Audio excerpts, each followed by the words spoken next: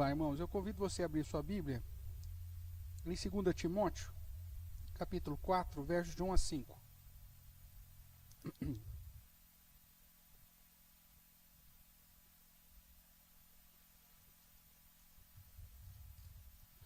2 Timóteo 4, de 1 a 5. O texto vai nos dizer assim: Conjuro-te perante Deus e Cristo Jesus, que há de julgar vivos e mortos, pela sua manifestação e pelo seu reino, prega a palavra. Insta, quer seja oportuno, quer não, corrige, repreende, exorta com toda longanimidade e doutrina, pois haverá tempo em que não suportarão a sã doutrina, pelo contrário, cercar-se-ão de mestres segundo as suas próprias cobiças, como que sentindo coceira nos ouvidos, e se recusarão a dar ouvidos à verdade, entregando-se às fábulas.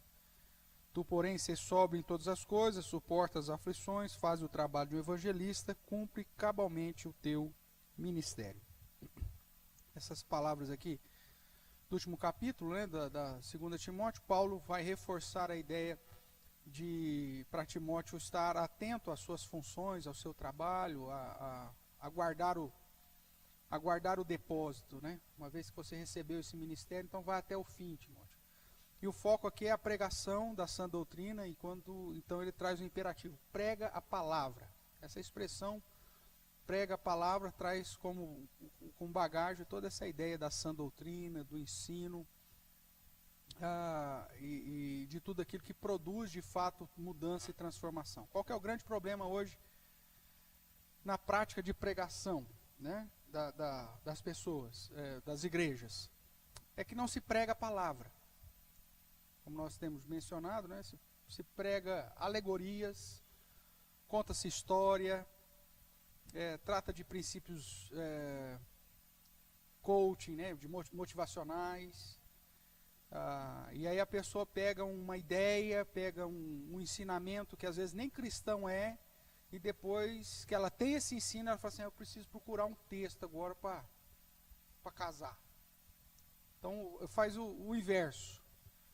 E o foco do pregador é: quem que vai definir o meu tema, que vai definir o ensino, o processo ali daquele tema, é o texto. Então nós pregamos o quê? O texto, nós pregamos a palavra. Quando eu trago o tema, tem muita gente, né, você encontra: nossa, eu queria pregar tanto sobre tal coisa, pastor, que texto que o senhor acha que dá para pregar nisso? Já começou errado. É o texto que vai dizer para você o que você vai pregar. E não a sua ideia e depois tentar forçar num texto ou colocar alguma coisa para ver se dá certo aquele seu pensamento.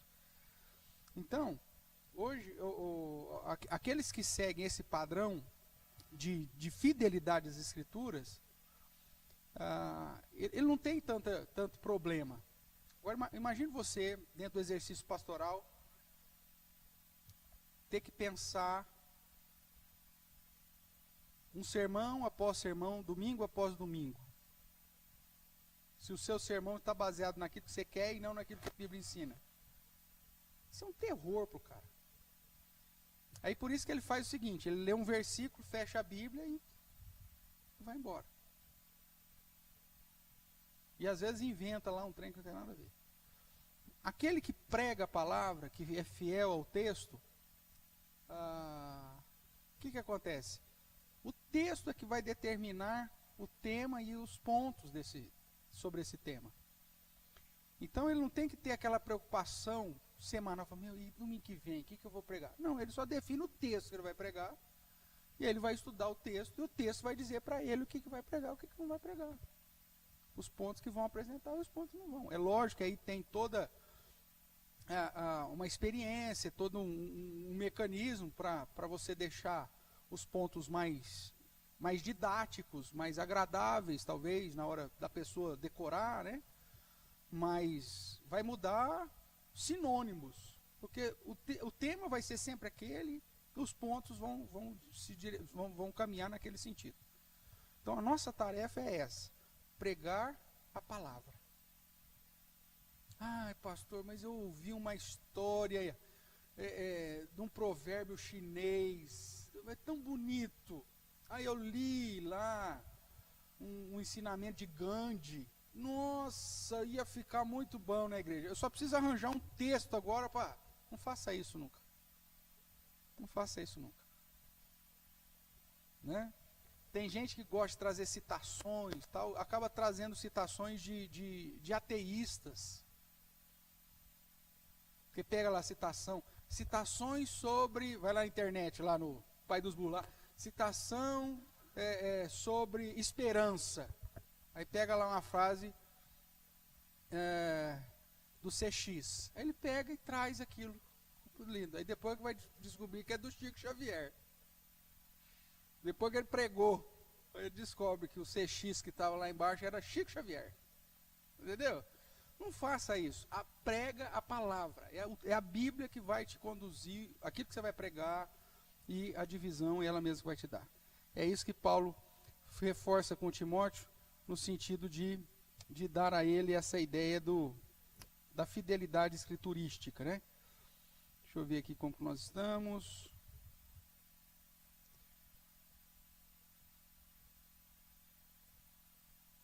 É isso aí. Então, voltando aqui, nós já vimos que a homilética, que nós estudamos na primeira aula, é a disciplina que se ocupa com a pregação.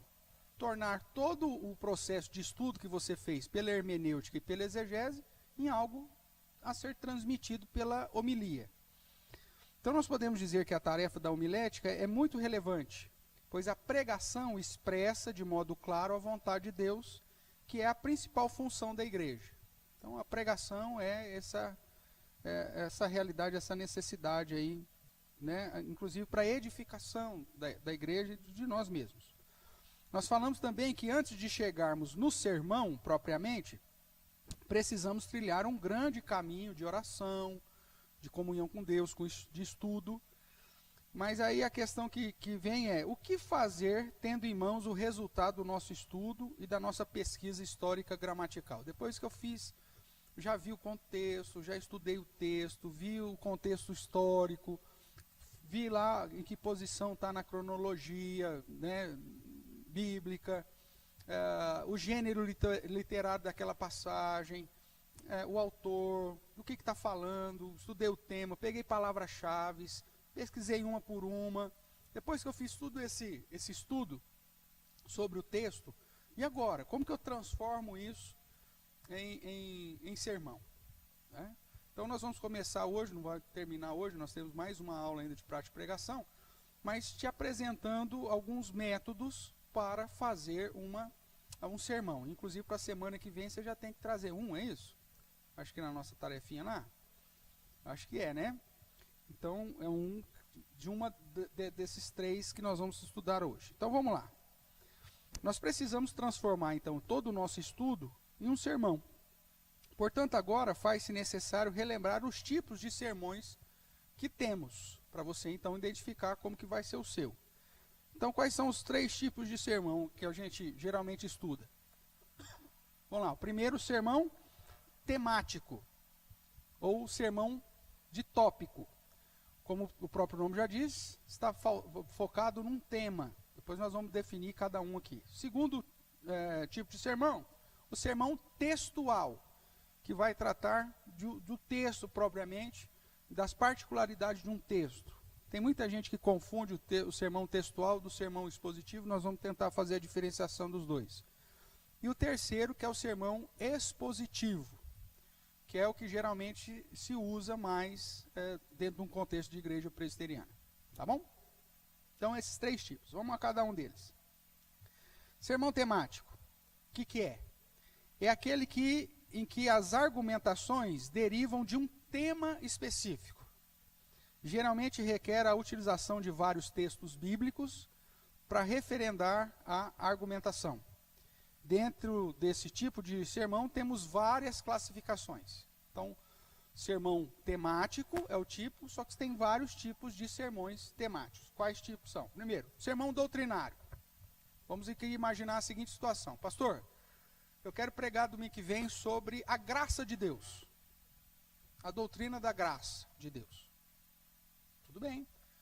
Então o que você vai fazer? Você vai pegar o seu dicionário bíblico, a sua concordância bíblica, ou às vezes até a sua Bíblia no final já traz isso, e você vai pegar lá no seu aplicativo e colocar lá na busca graça.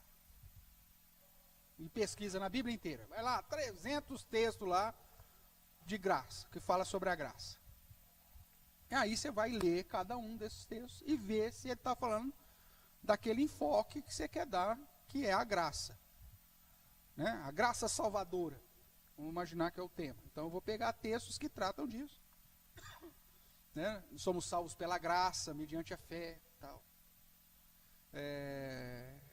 E tantos outros textos que falam de graça. Você vai pegar todos os textos que falam sobre graça e vai ler e você vai distribuindo. Aí você vai descobrir, vai estudar o que é graça primeiro, você vai ver que é algo que você não merece, você vai ver que essa graça é aplicada de um modo indiscriminado pelo Senhor, que essa graça ela é nesse sentido discriminado, no sentido de irrepreensível, ou seja, quando Deus demonstra a sua graça, não tem como recusar, porque são vários textos que falam sobre isso. Você vai ver que essa graça, ela é permanente. Deus não retira a sua graça, uma vez que Ele já concedeu a sua graça. E aí você vai ver lá também com um monte de textos lá, que essa graça que nos garante a aplicação da salvação em Cristo Jesus. Tá, então beleza. Então aí você vai falar, irmãos, hoje nós vamos estudar sobre a graça de Deus. A graça de Deus, ela é irresistível. Veja o texto tal, veja o texto tal. Veja o que Paulo diz aqui, veja o que o autor não sei de onde fala ali. Olha o que o Salmo de Davi diz sobre a graça. Pá. A graça de Deus, ela é permanente. Deus não vai retirar a sua graça sobre os seus eleitos. Veja o que diz o texto tal. Veja. Ou seja, eu não estou usando um texto específico para trazer o sermão, mas eu estou usando um tema, que pode ser um tema doutrinário. Tá? Hoje nós vamos falar sobre a volta de Jesus. Aí você pega todos os textos que falam sobre a volta de Jesus, e os textos vão te indicar o que a Bíblia fala sobre a volta de Jesus. A volta de Jesus vai ser sem ninguém esperar. Texto tal, texto tal, texto tal. A volta de Jesus vai ser depois que ele cumprir as suas promessas. Texto tal, texto tal, texto tal. Então você vai usar a Bíblia inteira para tratar de um tema. É o mecanismo mais fácil para se fazer um sermão, só que tem os seus perigos. Geralmente, esse modelo de sermão temático é o padrão que você vai fazer para estudo bíblico. Só que com a diferença que no estudo bíblico você traz todo o equipamento. No sermão você só vai trazer o bolo. Lembra aquela analogia que nós fizemos? Mas o sistema para preparar um estudo bíblico é justamente o esquema do sermão temático. Então você tem várias ferramentas que te auxiliam. Né? Já fiz vários sermões assim, principalmente quando é culto especial. Por exemplo, culto de final de ano. Vou falar sobre gratidão. Ok? Então, tema. Então, ações de graças no livro de Provérbios. Então, eu só vou pegar, porque eu fui lá, tinha 5.000 textos falando de ações de graças. Falei, meu Deus, como que eu vou fazer um negócio desse? Não tem como. Então, eu vou ver o que a Bíblia fala de ações de graças dentro de um contexto de Provérbios. Então, ótimo. Aí ele limitou lá para 20, 30 versos que falam sobre ações de graça. Aí eu vejo que ações de graças é fruto de um coração justo. Que ações de graça é daquele que reconhece que Deus é grandioso. Ações de graça, o próprio texto vai me falar o que é ações de graças ali. E aí eu subdivido e faço os meus pontos. Então essa é a estrutura do sermão temático. Além do doutrinário, pode ser biográfico. Nós vamos estudar sobre Paulo. Vamos falar de onde que ele era, dentro da contextualização, né? Judeus, israelita, periri, parará, fariseu, pipipi, pó. E aí eu vou dizer, ele foi alcançado pela graça. Está lá. Foi instrumento para a plantação de igrejas. Opa, aí tem lá vários textos que falam sobre que ele plantando igreja. Né? teve uma experiência sobrenatural com Deus. Opa, eu vou pegar os textos que falam lá da revelação que ele recebeu, das experiências que ele teve. Aí eu defino o meu sermão biográfico. Vou falar sobre Davi. Vou falar sobre Moisés, né, sobre Samuel. Então você vai fazer um estudo. Se for um estudo bíblico, você pode apresentar isso como estudo bíblico. Se for um sermão, aí você vai sintetizar isso para ficar em pontos mais didáticos e mais específicos, mas não vai fugir muito da essência daquele estudo que você fez. Tudo bem? Além do sermão doutrinário biográfico, você tem o sermão exortativo ou moral. Eu vou falar sobre divórcio. Meu tema é divórcio. Então eu vou pegar tudo que a Bíblia diz, o que a lei diz, o que os profetas dizem, o que Jesus diz, o que Paulo diz sobre o divórcio. Aí eu vou entender, olha, Deus odeia o divórcio, olha aqui, Malaquias, olha a lei, olha isso. Que o divórcio só é permitido em 2 casos. Olha aqui o que Jesus diz aqui em Mateus, olha o que Paulo diz aqui em 1 Coríntios. Que o cristão ele deve permanecer casado. O divórcio não é uma opção para o cristão. Aquele que está casado não deixa o seu marido. Olha, está vendo aqui o que está em Coríntios? Então um sermão temático com ênfase moral, exortativo. Então eu vou pegar todos os textos, ou a maioria dos textos que tratam daquele assunto, estudar um por um, e aí os próprios versos eles vão me indicar as características sobre aquele tema. Né? O amor de Deus. Vou pegar questão aqui moral.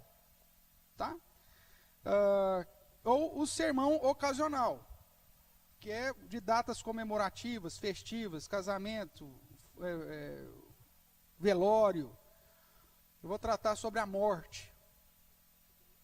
O que a Bíblia diz sobre a morte? Tá.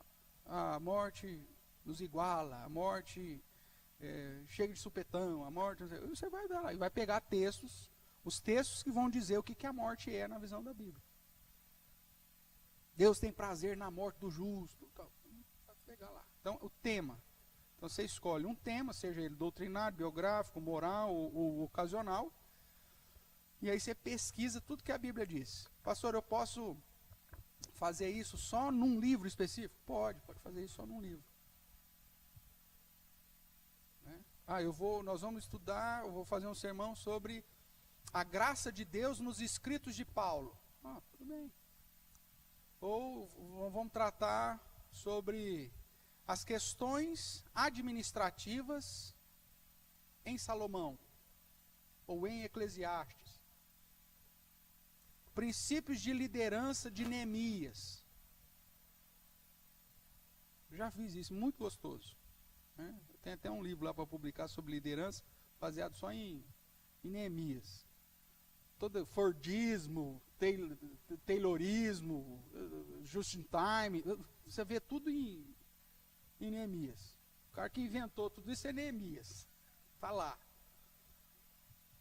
Pegava o cara e falava, você vai morar na frente do lugar que você vai construir a muralha. Just time. O cara vai trabalhar aqui, vai morar... Não, você já vai morar aqui, a sua casa vai ser aqui, você vai construir aqui. Visão do cara. Aí eu fiz, né, um estudo sobre a liderança, princípios ou teorias da administração em Neemias. Vai lá.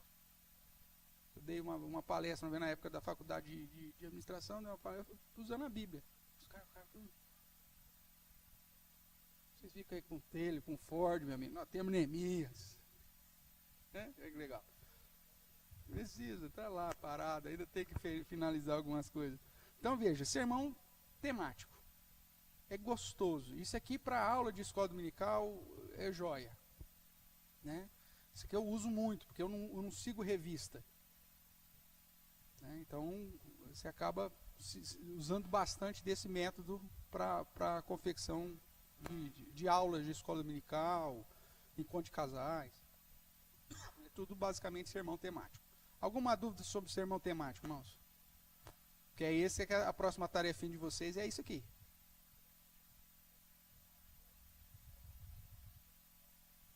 Não, você pode trazer como... Veja, se você trouxer todo o aparato, se transforma num estudo bíblico. Eu não quero que você traga o estudo bíblico, eu quero que você sintetize o máximo para ser dentro de um padrão de sermão. E eu vou te dar aqui depois as partes do sermão que você tem que preencher, mesmo que seja um sermão temático. Sim, você usou uma liturgia temática. Então, aí, só que agora o foco é o sermão. Que aí você vai trazer o padrão. Soberania de Deus. Né? Soberania de Deus na criação, soberania de Deus na providência, soberania de Deus na salvação, soberania de Deus no juízo final. E você vai recheando com um monte de texto, explicando e fundamentando aquilo lá. Tudo bem? Beleza.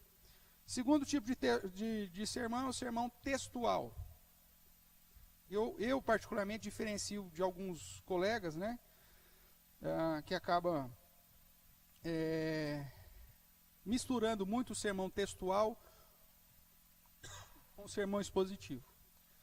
Dentro da visão clássica, vamos dizer, na minha perspectiva, um sermão textual é aquele que apresenta a estrutura gramatical do texto, palavra-chave e o contexto cultural. Eu estou focando um texto e eu vou usar a estrutura gramatical desse texto. Isso é um sermão textual.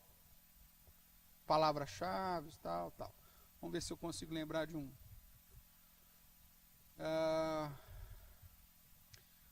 Aquele meu sermão no Salmo 150. Não sei se vocês lembram.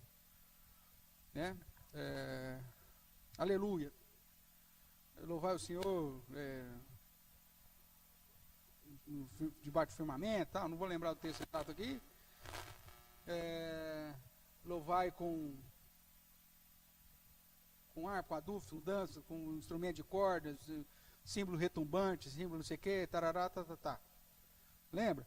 Aí o que eu fiz? Um estudo, um sermãozinho, onde eu pego cada expressão e aí traduzo o que significa aquilo. Que aquilo não está falando sobre instrumentos para se colocar na adoração, mas situações da vida que eu tenho que louvar a Deus. O Salmo está me convidando a louvar a Deus em todo lugar, seja debaixo do céu ou no tabernáculo. Vamos pegar o texto, né? Vamos pegar o texto. Vamos pegar o texto aqui para facilitar, né? Ficar também nesse horário, quase 10 horas, 9 horas da noite. Então vamos lá, Salmo 150. Aleluia, louvai ao Senhor no santuário, louvai no firmamento, obra do seu poder. Então o que ele está respondendo aqui? Onde? Então eu estou fazendo um sermão textual. Eu não estou falando aqui, olha, se fosse expositivo eu traria.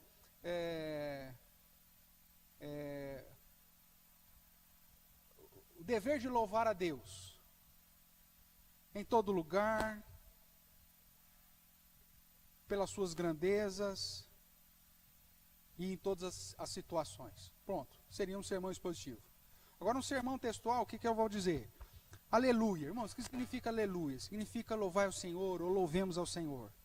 E aí ele vai usar aqui uma sequência de questionamentos. Ele diz, onde louvar ao Senhor? E ele diz, louvai a Deus no santuário, que é a ideia do culto solene, culto público, e louvai a Deus no firmamento. O que é firmamento? Firmamento é a mesma coisa que céu. Então, louvai a Deus debaixo do céu, que é a obra do seu poder. Então ele está respondendo para você onde você deve louvar a Deus. Em todo lugar, porque não tem como você ficar longe, fora do céu. Então, seja no momento cultico, ou seja no seu dia a dia e na sua vida, aí você está debaixo do firmamento, você tem que louvar ao Senhor. O que mais ele diz? Ele vai dizer no verso 2, por que você tem que louvar a Deus?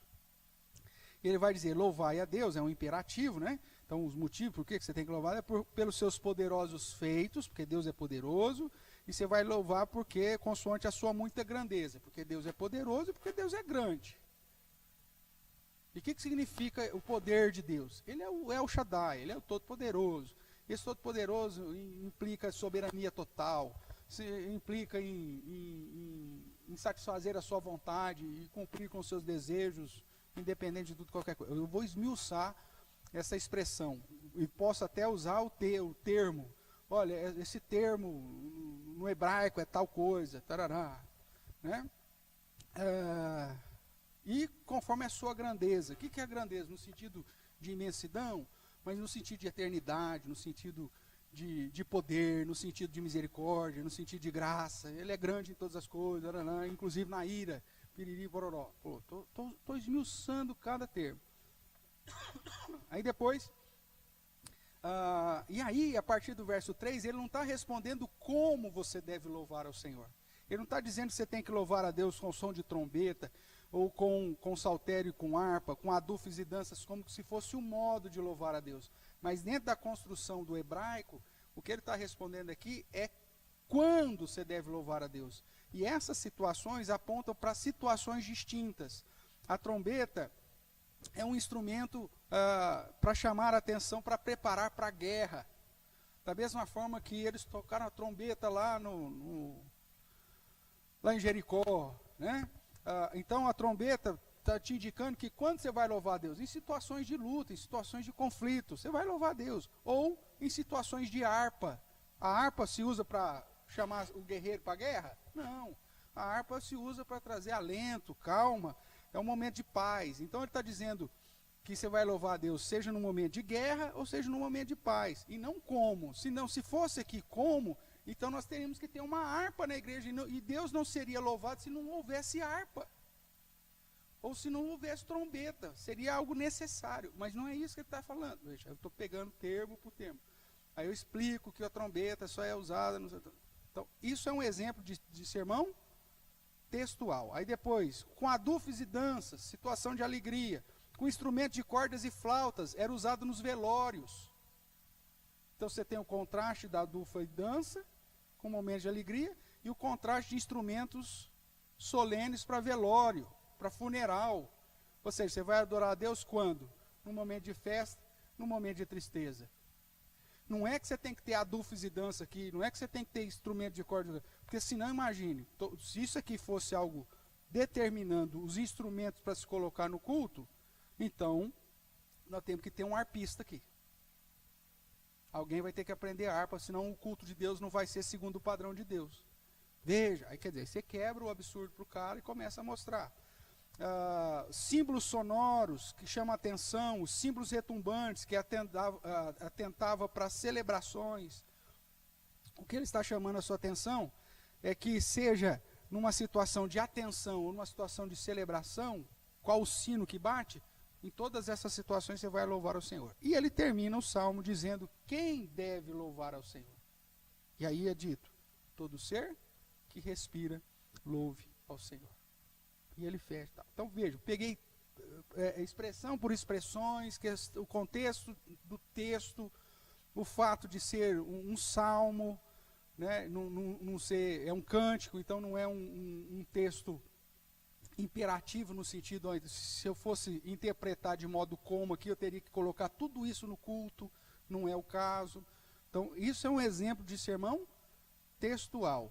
Eu não necessariamente dividi em pontos. Eu simplesmente respondi as perguntas que o próprio texto responde, de modo implícito. Tá? Posso transformar isso num sermão expositivo? Posso. Só que aí, em vez de eu ficar focando em cada expressão, eu vou dizer, irmãos, o padrão do louvor a Deus é em todo lugar, seja no tabernáculo, no firmamento, é por conta dos seus atributos de poder, de grandeza, em todas as situações e por todas as pessoas. Pronto, aí eu transformei num sermão expositivo. E não necessariamente eu vou ter que esmiuçar cada detalhe desse. Nesse sermão, o tipo de sermão que mais se adequa a essa realidade do Salmo 50 é o sermão textual. Por isso que eu usei o sermão textual. Porque você fala assim, louvar a Deus em todo lugar e louvar a Deus em toda situação, você não explica de um modo didático o que significa trombeta, o que significa harpa, aqui nesse contexto, o que significa adufes e danças, e instrumento de cordas e flautas, que é importante, é necessário você explicar. Então veja, o texto ele só não vai, ele não só vai te trazer o tema e os pontos, como ele também vai te mostrar se o melhor método do sermão vai ser textual ou se vai ser expositivo. O próprio texto vai te conduzir a isso. Você vai observando depois com a experiência que aí qual que fica mais fácil de você aplicar ali. Tudo bem? Então, na minha perspectiva, esse sermão textual é aquele que apresenta a estrutura gramatical do texto, palavra-chave, contexto cultural. Em outras palavras, é a apresentação, de certa forma, da exegese, do meu estudo histórico gramatical. Muitas vezes não apresenta tema nem divisão, apenas expõe a construção do texto. É o que nós fizemos aqui com o Salmo 150. Tá? Dando ênfase em palavras e expressões que geram princípios normativos, mesmo que não estejam claramente ensinados no texto. É lógico que muitos dos professores aí não concordam comigo e dizem que o sermão textual é aquele onde o tema e as divisões são extraídos do texto bíblico, porém isso é uma das possíveis definições de sermão expositivo. Né? Então, é a dificuldade. O exemplo aí eu pus 2 Timóteo 3, que na verdade nós usamos o Salmo 150, eu acredito que esse seja até mais claro. Mas 2 Timóteo 3, que é a ideia, a gente vai trabalhar aí na sequência, quando ele diz, nos últimos dias sobrevirão tempos difíceis. Aí eles vão dizer assim, egoísta, avarento, jactancioso, arrogante. Veja, é um texto que vai exigir que seja um sermão textual, porque eu preciso explicar cada um desses termos aqui. Não tem como eu pôr isso num pacote. Eu vou falar, os caras é descrente. Pô, aí você perde muito ensinamento. Esse texto aqui vai exigir que no dia que eu for pregar sobre 2 Timóteo 3, eu use o método do sermão temático. Talvez eu possa conseguir dividir aqui essas características em questões sociais, em questões morais, talvez até consiga fazer isso. Mas eu vou ter que seguir termo a termo, porque senão eu vou perder muita coisa. Não tem como você sintetizar essa lista de Paulo sem perder ensino. Então, nesse caso aqui, eu vou ter que usar um texto, ou um sermão textual. Porque senão eu vou perder muita coisa. Ficou claro a diferença? Já indo para o sermão expositivo, aí é aquele que eu faço todo domingo aqui, que você está acostumado já de acompanhar, que é descobrir o que o texto está falando. A pergunta-chave para o sermão expositivo é, o texto está falando sobre o quê? Essa é a pergunta-chave. Tanto é que você vai ver, toda vez que eu vou apresentar o tema, o apóstolo Paulo aqui está falando sobre, e eu ponho um tema que é diferente de título. Geralmente no sermão textual, você vai apresentar um título.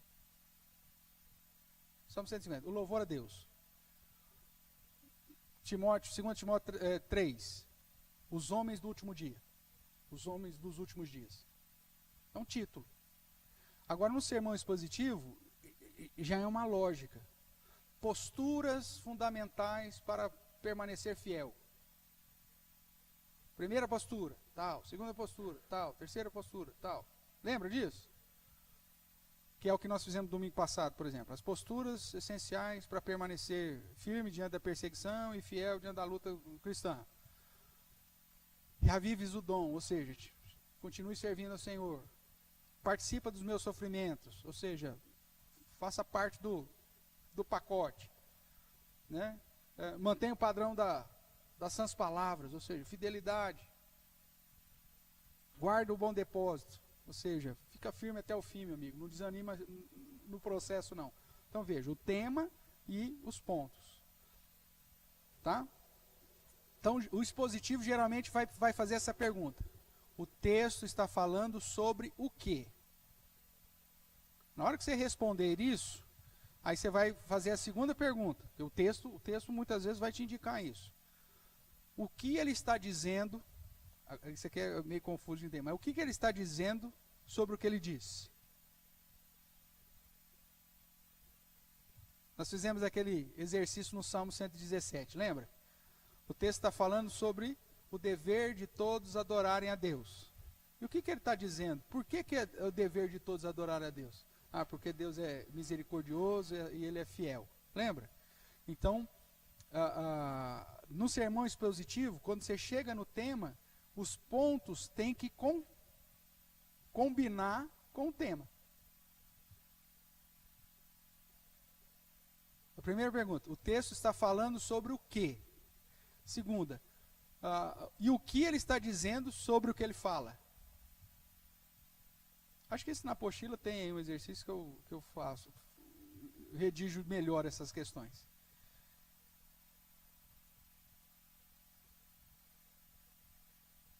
Então aí eu vou procurar a essência do ensinamento do texto. E quem que vai me responder? O próprio texto. O próprio texto. Né? E isso serve para qualquer tipo de gênero literário. Sempre dá. Talvez, quando você conseguir identificar o tema de um modo mais conciso, vai ficar mais fácil você depois responder a sequência. Porque os pontos do sermão, a argumentação do sermão, tem que completar o tema. Posturas essenciais para permanecer firme na fé. Né? Manter-se ativo na coisa. Então, manter-me ativo na obra do Senhor é uma postura para me manter fiel. Então, o tema ele tem que fazer uma conexão com os pontos. Você não pode dizer que o texto está falando sobre santidade. E aí você pegar lá, o texto está dizendo como alcançar a santidade. Aí você vai lá, pega um texto, um ponto que não tem nada a ver, que não segue a lógica da resposta, que não responde o tema. Se o texto te conduziu para isso, então você errou o tema. Aí você tem que vasculhar mais.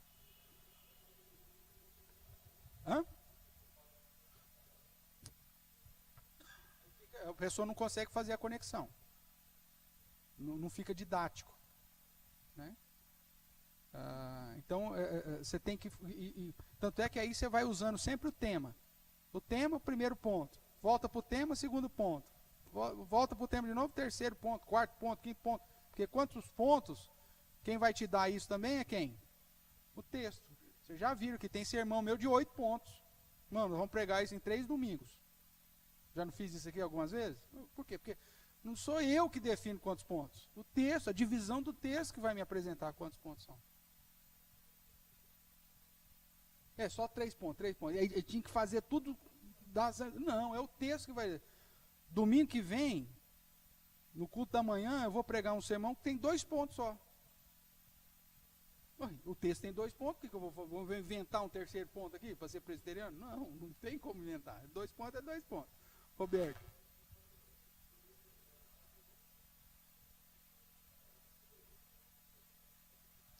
Não tem.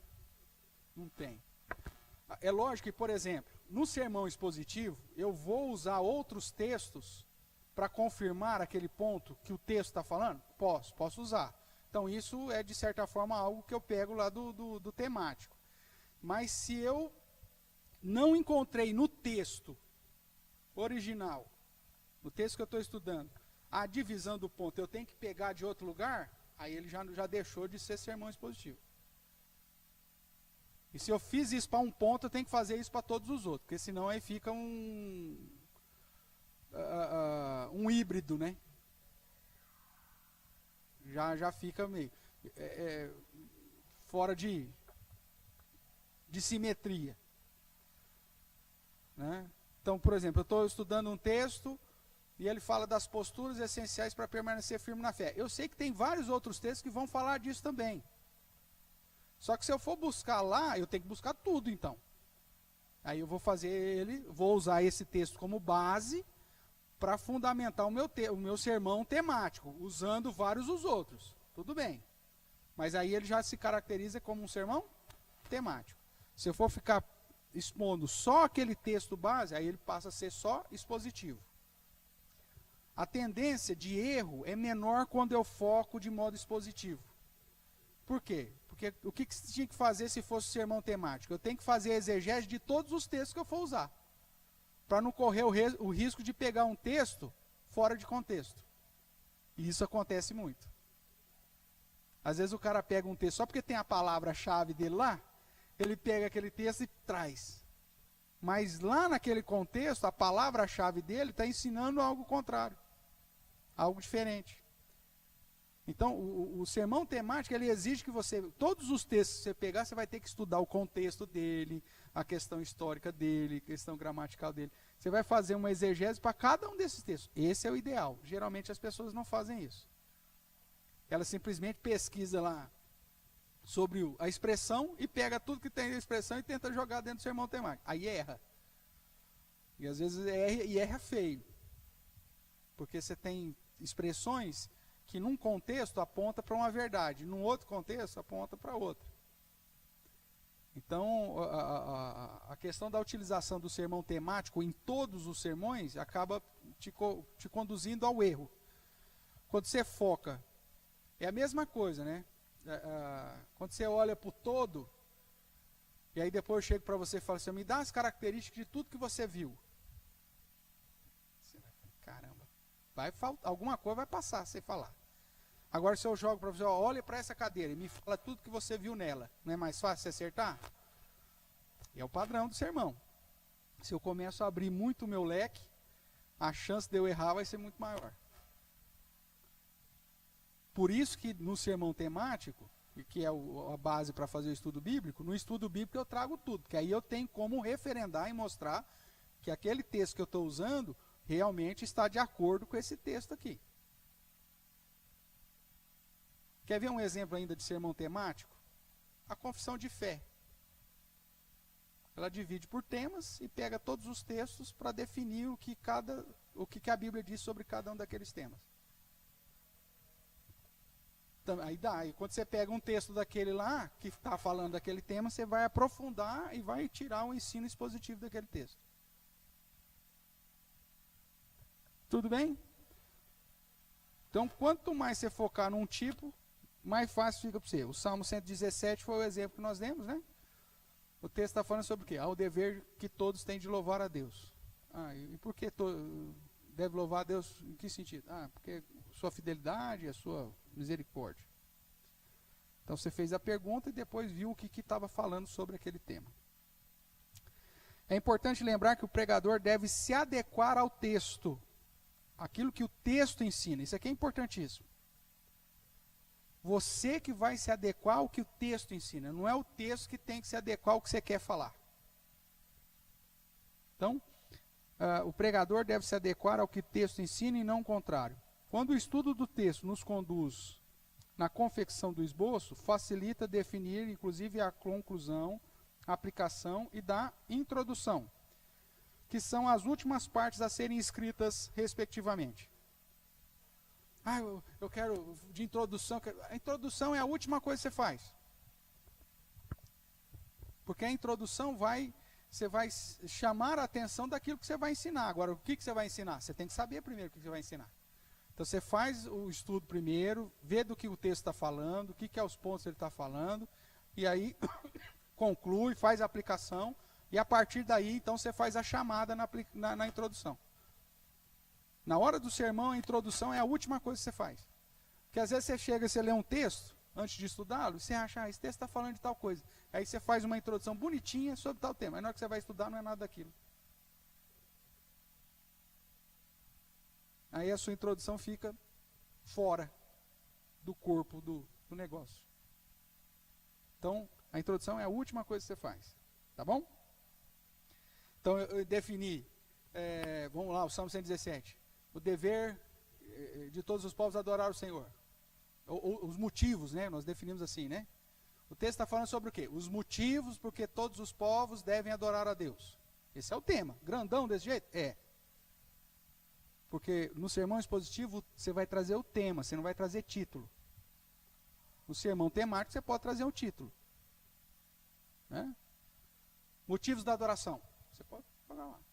E aí você pode vir, motivos da adoração, por todos os povos, pela sua fidelidade, pela sua misericórdia. Tudo bem, pus 3 pontinhos aí, fiz de um jeito presbiteriano. Tá bom. Então o que acontece? Aí baseado nisso, eu vou trazer a ideia da minha introdução. Será que o dever de adorar a Deus é só para crentes? É só para o povo de Israel? O que será que a Bíblia diz sobre isso? Então veja, porque eu estudei e eu sei que o dever é de todos os povos, eu gerei uma introdução que chama a atenção do meu ouvinte para aquilo que eu vou ensinar. Eu só vou conseguir fazer essa introdução depois que eu conhecer o que o texto está dizendo. Não sei se eu estou sendo claro aqui. Estou ou não? Tudo bem? Beleza. Vamos lá, quase nosso horário aí. Em relação ao esboço, para facilitar aqui a nossa sequência, o que eu tenho que ter lá? Primeiro você vai escolher o texto, então texto bíblico. A introdução, apesar de ser a primeira que aparece, vai ser a última que você vai fazer. É a última parte que você faz. Aí você vai, dentro do estudo histórico-gramatical, então você vai estudar o contexto, aí vai procurar o tema. O texto está falando sobre o quê? Qual é a ideia do texto? Né? E o que ele diz sobre essa ideia? O texto está falando sobre o quê? O que ele diz sobre esse o quê? Tá? Aí entra as argumentações, que é os pontos e quantos pontos o texto for te indicando. Aí a conclusão e a aplicação, que é o e daí, né? Que a gente comentou lá. Então, o texto diz sobre os motivos porque todos os povos devem adorar a Deus. Porque Deus é fiel, a sua fidelidade dura para sempre, a sua misericórdia não sei das quantas. Aí você vai concluir a respeito do dever de todos os povos adorar a Deus e a questão e daí. Irmãos, para que as pessoas possam adorar a Deus e todos os povos possam reconhecer a fidelidade e a misericórdia de Deus, nós precisamos evangelizar. Nós precisamos investir em missões, levar o evangelho até esses povos. Porque como eles vão adorar aqueles que ele não conhece? Não é assim que Paulo fala? Pronto, aí eu faço a aplicação, que é o e daí. Tá ficando claro aqui ou estou confundindo mais? Tá indo, caminhando? Beleza. Então esse aí é o que você tem que preencher para ter um sermão completo. É esse esbocinho aqui, esse esqueleto aí. O texto, introdução, contexto, o tema, as argumentações, as divisões, a conclusão e uma aplicação para o contexto que você está inserido. Essa aplicação vai ser até mutável. Porque se eu estou pegando esse texto e aplicando para a igreja, é uma coisa. Se eu for falar esse mesmo texto, trazendo para um contexto de mocidade, o e daí talvez vai ser outro. Vai na mesma linha, mas vai dar uma ênfase, um enfoque diferente. Tá? Então aí, dependendo para quem que você for pregar, o e daí é que você vai aplicar para o seu alvo, para os seus ouvintes propriamente. Tá bom?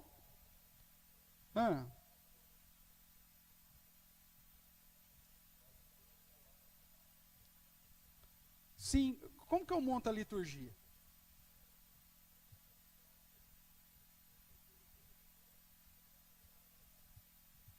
Geralmente eu faço isso. Então o que eu faço? Antes de fazer a liturgia, o que eu faço? Eu faço o sermão. E aí eu faço aquilo que o Roberto perguntou. Eu não posso usar outros textos que corroboram com aquilo que vai estar no meu sermão? Vai, às vezes eu vou colocar lá. Que aquele ponto, inclusive, é dito lá pelo profeta fulano de tal. Entendeu? Ou às vezes no meu contexto eu entendo que, quer ver, vocês vão ver, domingo, eu até pus esse sermão porque ele é bem didático para nós. Eu vou pregar num livro histórico e a minha liturgia eu estou usando 2 textos proféticos daquele mesmo período.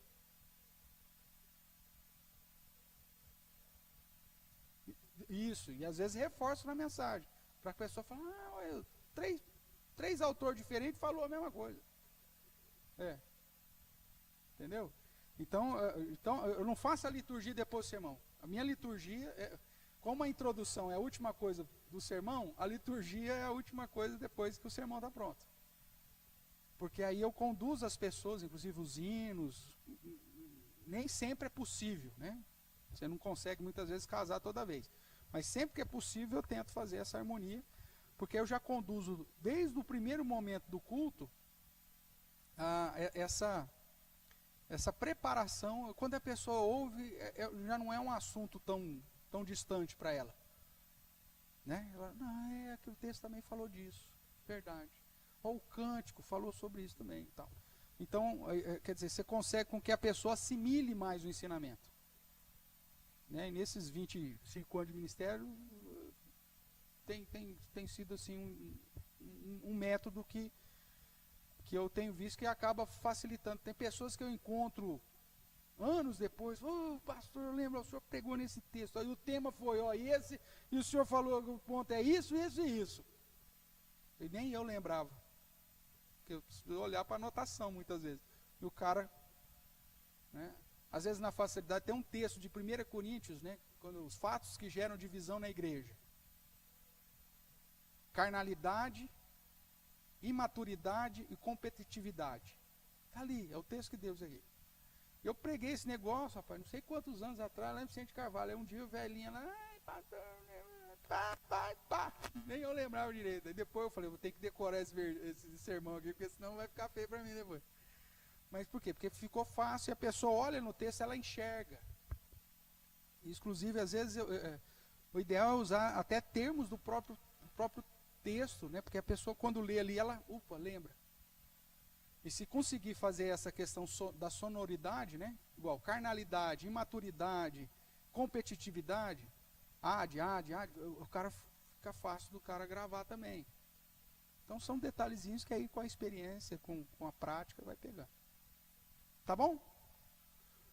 Fechamos aqui então com o esboço. Na sequência aqui da aula era a liturgia, como nós demos aquela aula extra, né?